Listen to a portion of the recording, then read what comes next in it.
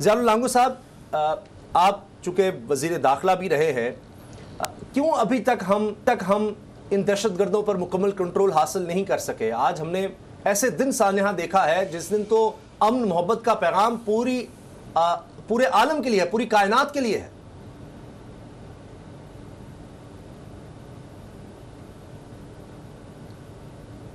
जी, मेरा ख्याल है लांगो साहब आपका माइक शायद म्यूट है। जी लांगो साहब, आपकी आवाज नहीं आ रही। तो मैं इस जी आप जी प्लीज कंटिन्यू कीजिएगा। सॉरी जी, अब आ रही है आवाज। जी प्लीज। इस वाक़े की जितनी मज़म्मत की जाए कम है, जिसने आज पूरी इंसानियत का दिल जो है हिला के रख दिया है, और सारी इंसानियत एक सोग में है। जब मैं वज़ीर दाखिला भी था, मेरा एक ही मौक़िफ़ था कौम के सामने कि यहाँ ना किसी को मज़हब की फ़िक्र है, मज़हब के लिए कोई ना लड़ रहा है, ना किसी को कौम परस्ती का है, कोई अपनी कौम के हकूक़ के लिए लड़ रहा है। ये सारे पाकिस्तान के दुश्मन जो फंडिंग कर रहे हैं, जिनसे हमारे कुछ अपने लोग बिके हुए हैं, मिले हुए हैं, वो उनके फैसिलिटेटर्स हैं और इनको डायरेक्ट हिंदुस्तान सपोर्ट करता है।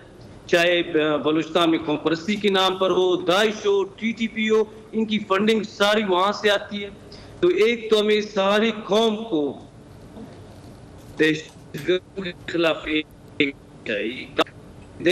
खिलाफ सारा कौम है कि जब आप किसी दहशतगर्द के खिलाफ ऑपरेशन करते हैं, यहाँ लोग जो हैं रोडों पे आते हैं कि यहाँ ऑपरेशन हो रहे हैं। जब यहाँ लोग असेंबली में आपकी तकरीरें करते हैं कि ऑपरेशन हो रहे हैं, अगर आप लोगों को तहफ़्फ़ुज़ देना चाहते हो तो ऐसे दहशतगर्दों के खिलाफ कार्रवाई करनी पड़ेगी। अगर आप कौम एक नहीं होगी, मुत्तहिद नहीं होगी, इस तरह की चीज़ों का आपको सामना करना पड़ता रहेगा।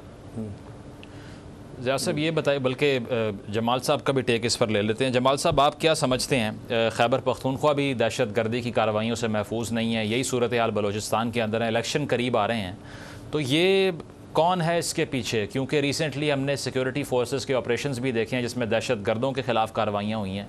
अभी रिसेंटली बलूचिस्तान के अंदर भी दाइश का एक कमांडर उसको हलाक किया है। तो क्या लगता है कि ये ग्रैंड डिज़ाइन है, कोई क्रॉस बॉर्डर टेररिज्म हो रहा है, या फिर ये बॉर्डर के इस पार पाकिस्तानी साइड पर इन्फिल्ट्रेट कर चुके हैं और अब हमें वाइप आउट करना पड़ेगा इनको? पहले तो आपका शुक्रिया कि आपने हमें यहाँ पे मदऊ किया और खैबर पख्तूनख्वा का मौक़िफ़ जानने की कोशिश की। सबसे पहले तो मैं शदीद अल्फाज में मज़म्मत जो है करता हूँ जो खैबर पख्तूनख्वा में आज ये वाक़या रूनुमा हुआ और जो जिसके अंदर हमारे 4 जो हैं शहीद हुए हैं और तकरीबन जो है 12 ज़ख्मी हैं। और इसके हवाले से मैं आपको थोड़ा ज़रा बताता चलूँ कि ये हमारी एक ऑन गोइंग जो है एक प्रोसेस है जिसको हमने इंशाअल्लाह जो है तकमील तक पहुंचाना है। और ये वही मिसक्रिएंट्स हैं, ये वही लोग हैं जो हमारे पाकिस्तान की खुशहाली और हमारे अमन को जो है तबाह करना चाहते हैं, और ये अपने अज़ाइम में जो है किसी तरीके से इंशाअल्लाह ये कामयाब नहीं होंगे। और मैं आपको ये बताता चलूँ कि ये उनकी आखिरी जो है ये हरबे हैं और आखिरी जो है इनके ये जो हमारे आज मसूम में जो इन्होंने धमाका किया, आज हंगू में जो ये धमाका किया, तो इसकी हम जितनी मज़म्मत करें उतनी कम है।